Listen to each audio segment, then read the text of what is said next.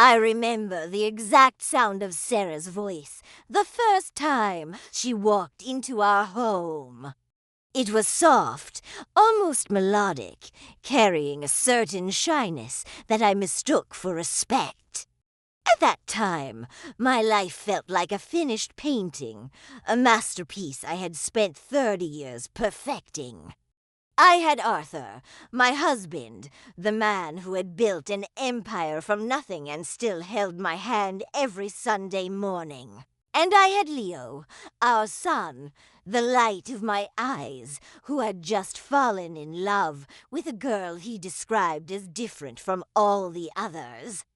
When Leo brought Sarah for dinner, I didn't see a threat. I saw a daughter. I never had a girl of my own, and looking at her so young, so fragile in her floral dress, something in my heart simply opened. I remember leaning over the table to offer her more wine, smiling as I watched Arthur laugh at one of her stories. He looked so proud of our son's choice. We were a circle, unbroken and strong. I took her under my wing. I taught her how Arthur liked his coffee. I told her the secrets of our family recipes, and I listened to her dreams as if they were my own. I was the one who suggested it. That is the thorn that stays lodged in my throat every time I breathe. Arthur needed a new personal assistant at the office, someone he could trust, someone who felt like family. Sarah was struggling with her career, and Leo was so worried about her. I remember sitting on our veranda, watching the sunset with Arthur, and saying, "Why don't we bring Sarah into the company? She's smart, she's loyal, and she's practically a daughter to us already." Arthur hesitated for a second I now realize was the last moment of my old life, and then he nodded. "If you think it's a good idea, Elena, then let's do it." I felt so powerful back then, so sure of my generosity. I spent that week shopping with her, buying her professional suits, teaching her how to carry herself in the high-stakes environment of Arthur's firm. I wanted her to shine. I wanted her to be a reflection of the grace I had worked so hard to maintain. When she started working there, I felt a sense of peace. My husband and my future daughter-in-law were working side by side, building the future of our legacy. I would send lunch boxes for both of them, little notes tucked inside, wishing them a productive day. I was feeding the fire that would eventually burn my house down. The first few months were a dream. Leo was happy because Sarah was finally stable. Arthur seemed rejuvenated, more energetic about the business than he had been in years. He praised her constantly. "She has a sharp mind, Elena," he would say over dinner, his eyes bright in a way I hadn't seen in a long time. I attributed it to the relief of having good help. I didn't notice how his hand stayed a little too long on the small of her back when we all went out to celebrate a successful merger. I didn't notice how her perfume-heavy, sweet scent I had bought for her birthday started to linger in the car long after she had been dropped off. I was blinded by the light of the family I thought I had protected. I was the architect of my own heart's execution. The devil doesn't always arrive with a roar. Sometimes she arrives with a soft knock on the door and a bouquet of lilies. That was Sarah. I remember the way she used to look at the photos on our mantel, the ones of Arthur and me in Paris, our faces pressed together, young and invincible. She would sigh, a sound so delicate it felt like silk, and whisper how she hoped to one day have a love like ours. I felt a surge of maternal pride. I wanted to give her that. I wanted her to see that a marriage of 3 decades wasn't just about endurance, but about a shared soul. I didn't realize she wasn't admiring our love. She was studying the vacancy she intended to fill. At the office, the transformation was subtle. I remember visiting them for a surprise afternoon tea, something I did often to boost morale, as I used to say. I walked in and found them huddled over a set of blueprints. The room felt heavy, charged with an energy I couldn't quite name. Sarah jumped slightly when she saw me, her cheeks flushing a deep, dusty rose. Arthur didn't move as quickly. He just looked up, his glasses sliding down his nose, and gave me that smile, the one that used to make my heart skip. "Elena, you always have the best timing," he said. I felt cherished. I felt like the queen of an empire that was actually crumbling beneath my feet. I even joked with Sarah about how hard Arthur was working her, and she laughed a dry, hollow sound that I mistook for exhaustion. I remember one night, specifically. Leo had stayed late at his own firm, and Sarah was finishing up some filing with Arthur. When they finally came home, Arthur's tie was slightly loosened, and Sarah was wearing one of his old sweaters because the office air conditioning had been too cold. I thought it was sweet. I thought it was a sign of how comfortable we had all become. I made them both a warm soup and sat between them, listening to them talk about their day. They used the word we so often. We decided this. We moved that meeting. I thought it was the language of a dedicated team. I didn't see that we was a wall they were building to keep me out. I was the one holding the ladle, serving the woman who was already tasting my life on her lips. It started with the silence. Not a peaceful silence, but a heavy, calculated one that seemed to grow in the corners of our home like mold. Arthur, who used to recount every detail of his day as we lay in bed, began to offer me only fragments. He was tired, he would say, or the market was complicated. He would turn his back to me, the silhouette of his shoulders, looking like a fortress I no longer had permission to enter. I would reach out to touch him, but his skin felt different, cool, distant, as if he were already miles away from our shared sheets. Then there were the phone calls. He began taking them in the garden, pacing near the roses I had planted for our silver anniversary. I would watch him through the kitchen window, his voice a low murmur, his laughter that specific, melodic laugh reserved for someone on the other end of the line. When he would come back inside, his eyes would avoid mine. If I asked who it was, he would shrug and say, "Just Sarah." Some last-minute filing issues. He said her name with a casualness that was supposed to reassure me, but instead, it felt like a needle pricking my skin. Why was a filing issue happening at 11 o'clock at night? Why did my husband look more alive talking to his phone in the dark than he did sitting across from me at dinner? I noticed Sarah changing too. The girl who used to wear modest floral dresses began to transform. She started wearing expensive silk blouses, the kind I knew Arthur admired, and her hair was always perfectly coiffed, even on rainy Mondays. But it wasn't just her clothes, it was her attitude.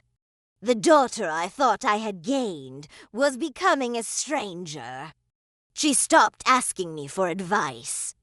When she came over for Sunday lunch with Leo, she would sit next to Arthur, and they would exchange glances quick, electric sparks that ignored everyone else at the table. Leo, poor Leo, would be talking about his plans for their future house, and Sarah would just nod absently, her foot brushing against the leg of Arthur's chair. I saw it once. I saw the way Arthur didn't move his leg away. I felt a cold shiver run down my spine, but I told myself I was being a jealous old woman. I told myself I was imagining things because I didn't want to believe that the two people I loved most were creating a world where I didn't exist. The distance grew into a canyon. Arthur began staying late at the office 4 times a week. He stopped calling to say he'd be late. When I would call the office, Sarah would answer with a voice that sounded like she was the one in charge of the house, not me. "He's in a private meeting, Elena. I'll make sure he gets your message." She stopped calling me Mrs. Thompson or Mom. She started calling me Elena, and the way she said my name sounded like a pitying exhale. I was being erased, one private meeting at a time. I was becoming a ghost in my own hallways, haunted by the scent of her perfume that now seemed to be permanently infused into Arthur's suits. I began to live in a state of deliberate blindness. It was a spiritual and emotional sacrifice I forced upon myself. Every time a doubt crawled up my throat, I swallowed it back down, tasting the bitterness of bile. I spent hours in our local chapel, kneeling until my knees ached on the cold wood, praying for God to cleanse my mind of these evil thoughts. I told myself that I was the problem. I was the aging wife, insecure and fading, projecting my own fears onto a husband who was simply working hard for our future, and a daughter-in-law who was merely trying to succeed. I tried to compensate. I thought that if I were a better wife, a more attentive woman, Arthur would return to me from wherever his mind had wandered. I started preparing his favorite meals every single night, dishes that took hours to simmer only to have him call at 8 p.m., saying he was grabbing a bite with the team to save time. I would sit alone at the mahogany table, the candles flickering, and dying, staring at the empty chair across from me. I would eat the cold food in silence, crying not because I was hungry, but because the silence was so loud, it felt like it was screaming Sarah's name. I was sacrificing my dignity to maintain a facade that only I was still holding up. One afternoon, I decided to visit the office to bring Sarah gift a gold locket that had belonged to my grandmother. I wanted to bind her to me, to force a connection that would make any betrayal impossible. If she were truly my daughter, she couldn't hurt me, right? When I arrived, the reception was empty. I walked toward Arthur's private office, my heart hammering against my ribs. The door was cracked open just an inch. I saw them. They weren't kissing, not yet, but Sarah was standing behind him, her hands on his shoulders, massaging the tension away. Arthur had his eyes closed, a look of pure, agonizing peace on his face that he never wore with me anymore. I stood there, the gift box heavy in my hand, and I didn't push the door open. I turned around and walked away. I chose to believe it was just professional stress.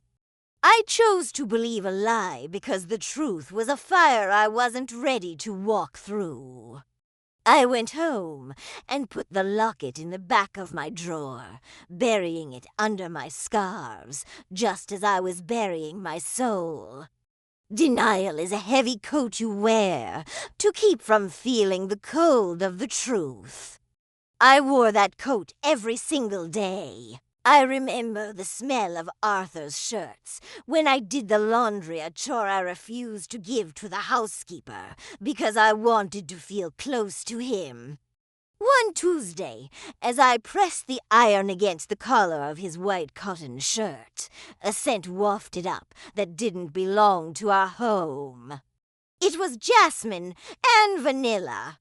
Sarah's scent.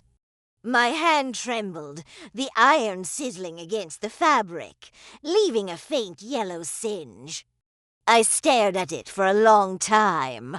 Instead of confronting him, I threw the shirt away in the outside bin and bought him an identical one the next morning. I convinced myself that perhaps they had just hubbed, a professional congratulation for a deal closed. I was buying my own lies at a premium price. I started to withdraw from my friends.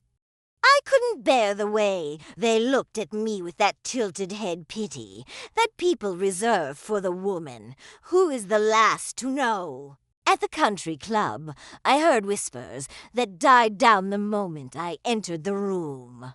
"She looks so tired," someone murmured. I would just smile, my face a mask of porcelain perfection, and talk about how blessed we were to have Sarah in the company. I was a martyr for a cause that had already been lost. I even started giving Sarah my own jewelry, pieces that Arthur had bought me for our early anniversaries. I thought that by draping her in my history, I was reminding her of who I was. I didn't realize I was simply decorating the woman who was replacing me with the spoils of my own war. The most painful part was Leo. My son would come over, looking more stressed and confused every day. "Mom, Sarah is always so busy," he told me one night, his head in his hands. "She says Arthur needs her for these late-night strategy sessions. Do you think Dad is pushing her too hard?" I looked into my son's innocent eyes, so like Arthur's used to be and allied to him. I told him his father was just a perfectionist, and that Sarah was lucky to have such a mentor. I sacrificed my son's intuition on the altar of my own fear. I chose to protect the man who was betraying me rather than the son who needed the truth. Every word felt like a drop of poison I was forced to swallow, yet I smiled and offered him more tea, while inside I was screaming for someone to wake me up from this nightmare I was calling a life. "O momento da revelaque e como un vidro que se estilhaca no escuro. O sommi inserdecida, io dono irreversible. A negaca di Elena e finalmente destruida pella viso brutal da realidade. Acquiesca o bloco for. Block 4, the betrayal or shock, a triquuo-choke English version. The air in the office building was thin and cold that Friday evening. I shouldn't have been there. I had told Arthur I was going to a charity gala, but a feeling a dark, suffocating claw in my chest forced me to turn the car around. I told myself I was just going to leave a surprise gift on his desk for our upcoming anniversary. I wanted to be the perfect wife one last time. The building was nearly empty, the silence only broken by the hum of the air conditioning. My heels clicked on the marble floor like a countdown to my own execution. As I approached the executive floor, I noticed the lights in the main office were dimmed, but a golden glow spilled from under the door of Arthur's private suite. I didn't knock. My hand acted on its own. Trembling as it turned the heavy brass handle, the scene that met my eyes wasn't a strategy session or a late-night filing. It was a desecration. My husband, the man I had shared my bed and soul with for 30 years, was pressed against his mahogany desk, and Sarah, my daughter, the girl I had dressed in my own jewelry, was in his arms. The sound they made was a dagger to my ears, a symphony of betrayal that made the room spin. They didn't see me at first. I stood there, paralyzed, watching the way his hands, which used to touch me with such reverence, moved over her skin. When Arthur finally looked up and saw me standing in the doorway, the mask of the powerful CEO vanished. He looked small. He looked pathetic. But it was Sarah's face that stayed with me. She didn't look ashamed. She looked at me with a cold, triumphant defiance, her fingers slowly lingering on Arthur's collar, as if to mark her territory. My voice wouldn't come. I felt a heat behind my eyes that wasn't tears, but the burning of my entire world turning to ash. I turned and ran, not toward my home, but toward the truth I had tried so hard to bury. But the nightmare was only beginning. I still had to tell my son that his fiancée was sleeping with his father. I didn't scream. I couldn't. It felt as if someone had poured liquid lead down my throat, sealing my voice in a cage of hot metal. I just stood there, leaning against the cold door frame, watching the movement in that office, the room where we had celebrated so many family victories. On the desk sat a half-empty bottle of the vintage champagne I had bought Arthur for his promotion.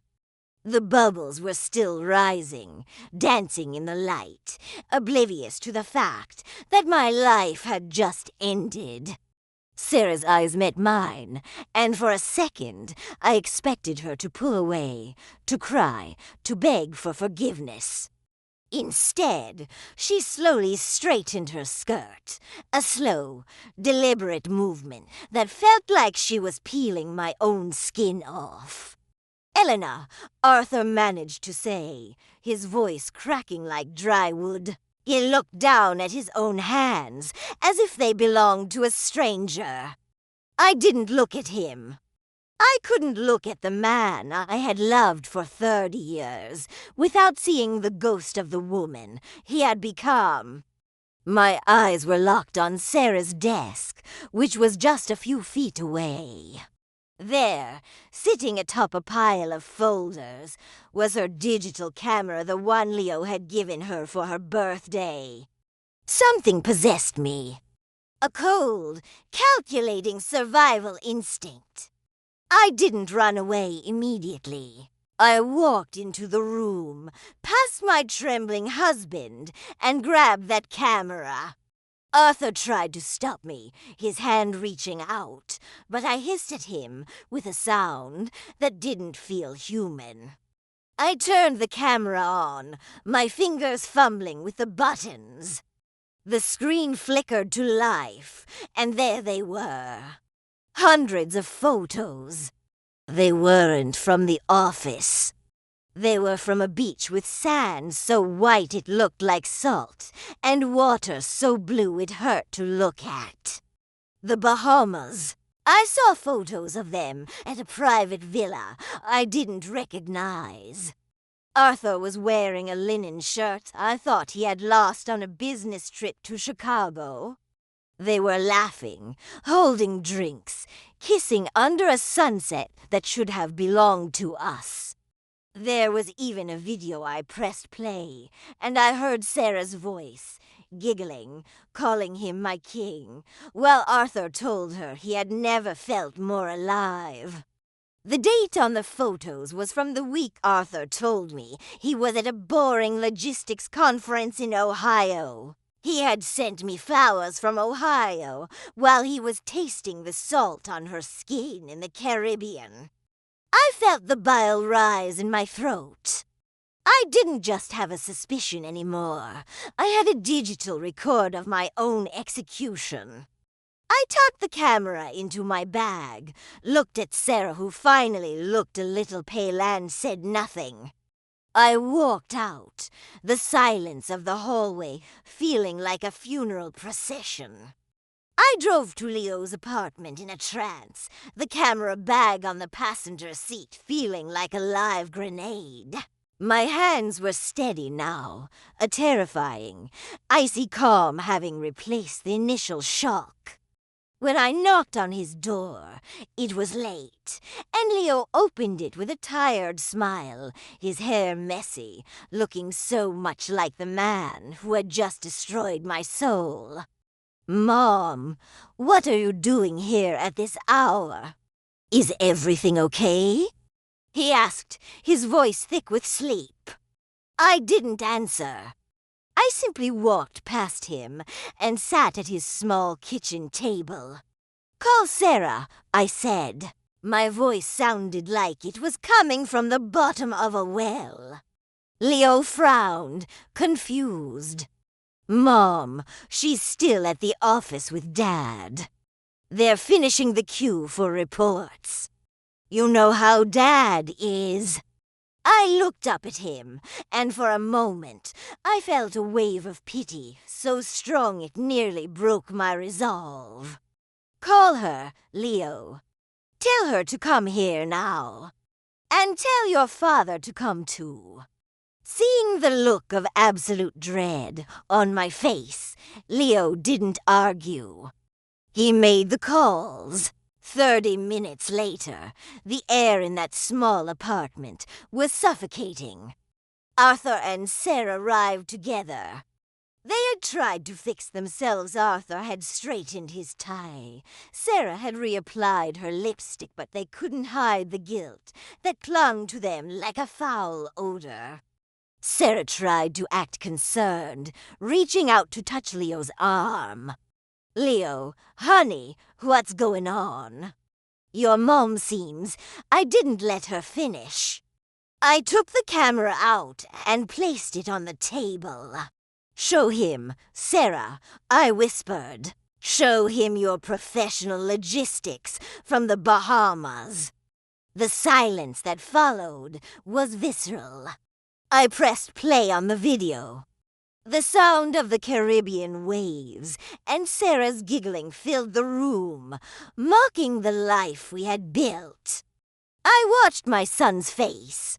I watched the light leave his eyes, replaced by a hollow, haunting emptiness as he saw his father, his hero, kissing the woman he intended to marry.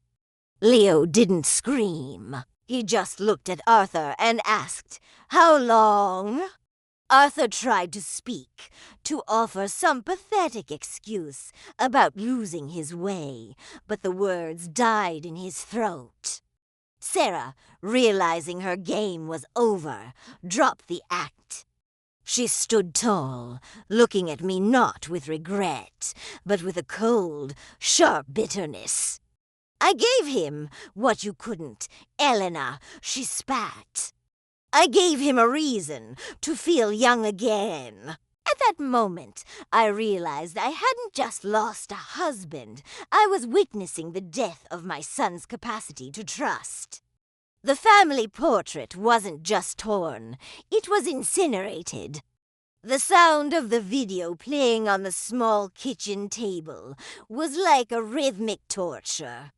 In the background of the recording, I could hear my own voice, a phone call I had made to Arthur that same day, which he had put on speaker just to laugh about it with her. In the video, Sarah was mocking my concern for his health while he kissed her neck, whispering that I was just a habit he couldn't break yet.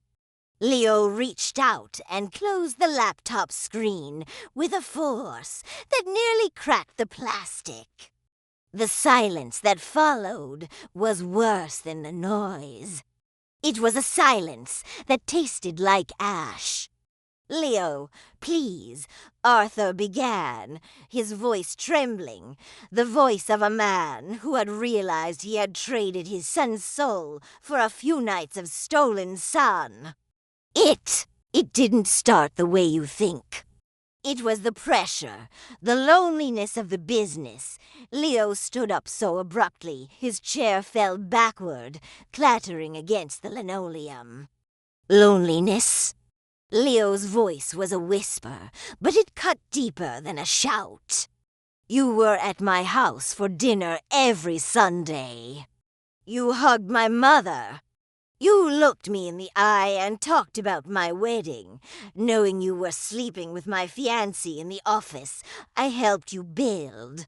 Did you think of me even once, Dad? Or were you too busy feeling young?"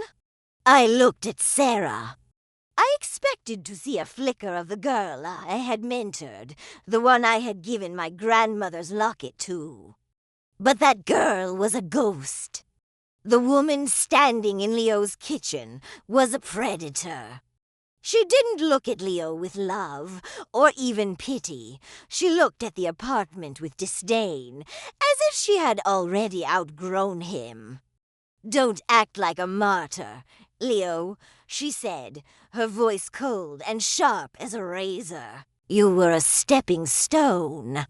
Your father is a man who actually knows what he wants. I didn't steal anything. I just took what was being offered while your mother was busy playing house with a husband who had checked out years ago." I felt a slap of reality in her words, a cruel truth that burned.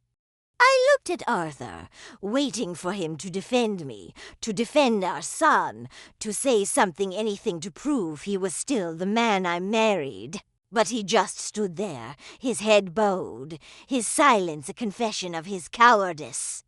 He wouldn't even look at me. He was anchored to the floor by the weight of his own betrayal. Leo turned to the sink, gripping the edge so hard his knuckles turned white. "Get out," he said, his voice breaking. "All of you. Get out of my sight." I realized then that in my quest for the truth, I had burned down my son's world along with mine. We were all standing in the ruins, and there was no way to rebuild what had been so systematically destroyed. The aftermath of a hurricane is always quieter than the storm itself, but that's when you finally see what has been lost. After that night at Leo's apartment, the world as I knew it ceased to function. I returned to our large, suburban house that was supposed to be our sanctuary, and it felt like a museum of a dead civilization. I walked through the rooms, looking at the furniture we chose together, the paintings we bought on trips, and all I could see were the lies hidden in the shadows. Every corner of that house was tainted. Arthur didn't come home that night, or the night after. He sent a lawyer to pick up a suitcase of his things. It was the ultimate cowardice he couldn't even face the wallpaper of the rooms where we raised our son. I watched from the upstairs window as a stranger hauled his expensive suits into a car. I felt nothing but a hollow, ringing sound in my ears. The man I had loved for 3 decades had been replaced by a shadow, and that shadow was now living somewhere with a woman I had once called a daughter. I heard through the grapevine that they didn't even hide it anymore. They were seen at restaurants, Sarah draped in the furs and jewelry I had helped her pick out, while Arthur looked like a man trying to convince himself he hadn't committed soul murder. But the true devastation was Leo. My son, my beautiful boy, stopped answering my calls. When I finally forced my way into his apartment a week later, I found him sitting in the dark, surrounded by half-packed boxes. The engagement ring he had saved for 3 years to buy was sitting in an ashtray, discarded like trash. He looked at me, and his eyes were dead. "I can't look at you, Mom," he whispered. "Every time I see your face, I see him. And I see her. And I remember that you knew something was wrong, and you didn't tell me until it was too late." The guilt hit me like a physical blow. By trying to save the family through my denial in Block 3, I had let the poison seep so deep that it had rotted Leo's heart too. He quit his job at the firm. He sold his car.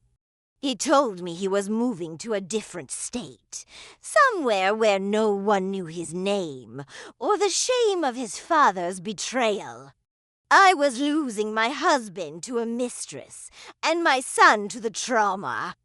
I was left alone in a palace of glass, watching it shatter piece by piece.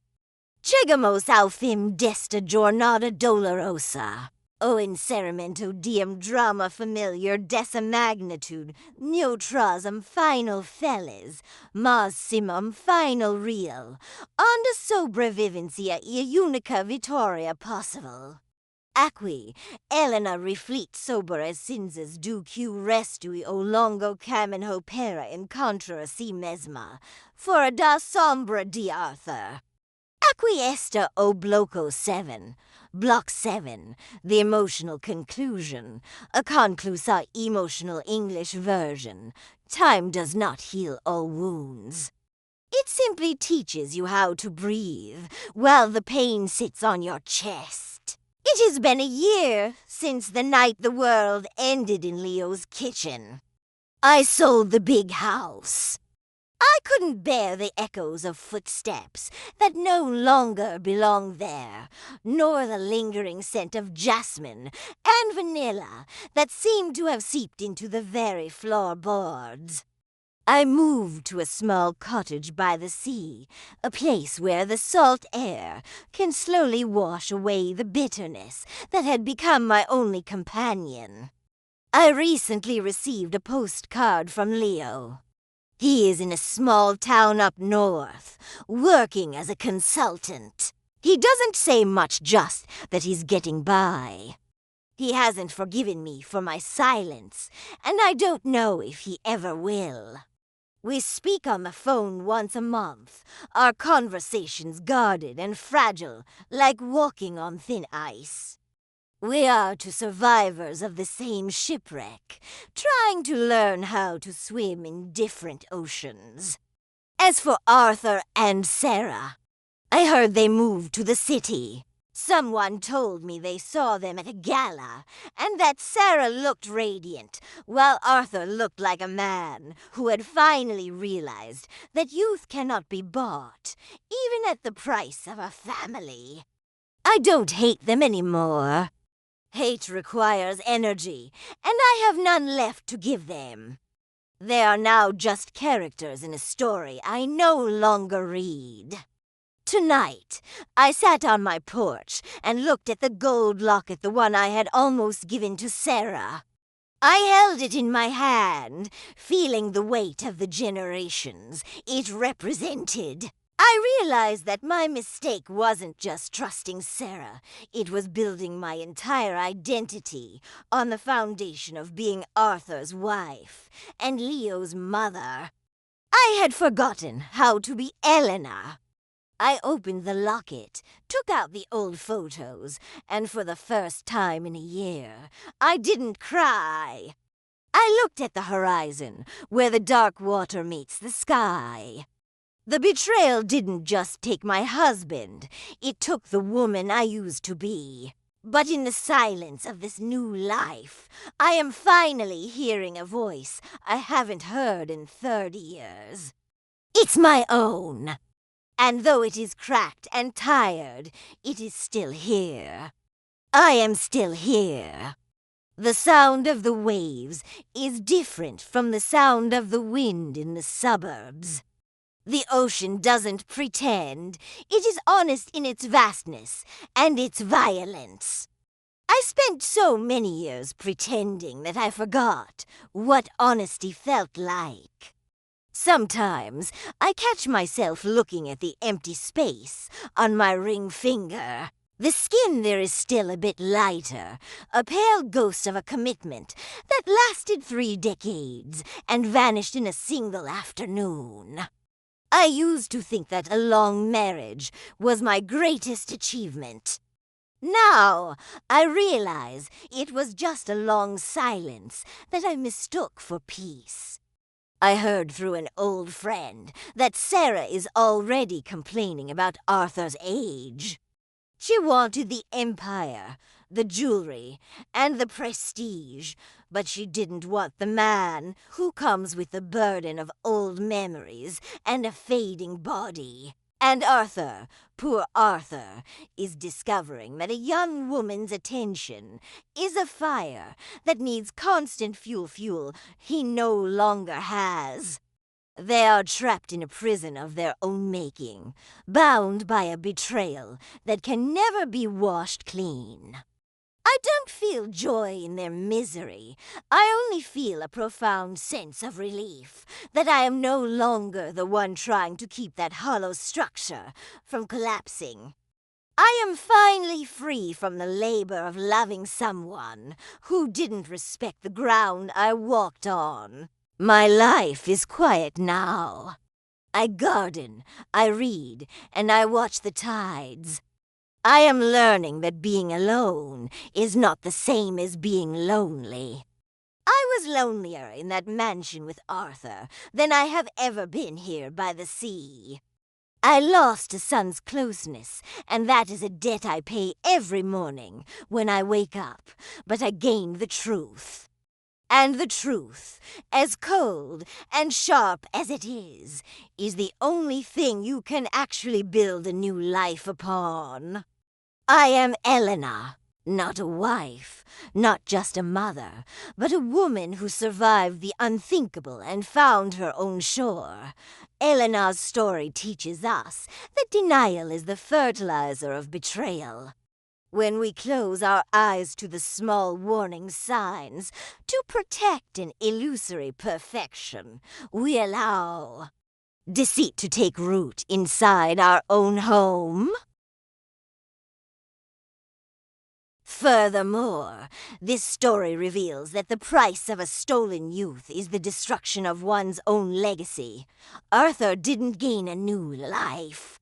He simply lost the only one that truly held value, the respect and love of his family. True peace can never be built on the ruins of someone else's heart. If this story touched your heart and made you reflect on the limits of loyalty and forgiveness, please subscribe to the channel. Like this video to help us bring more real, visceral stories like this to light. And turn on the notification bell so you never miss a chapter of our life chronicles. Follow me for more dramas that reveal the painful truth behind appearances. Thank you for being part of our journey today.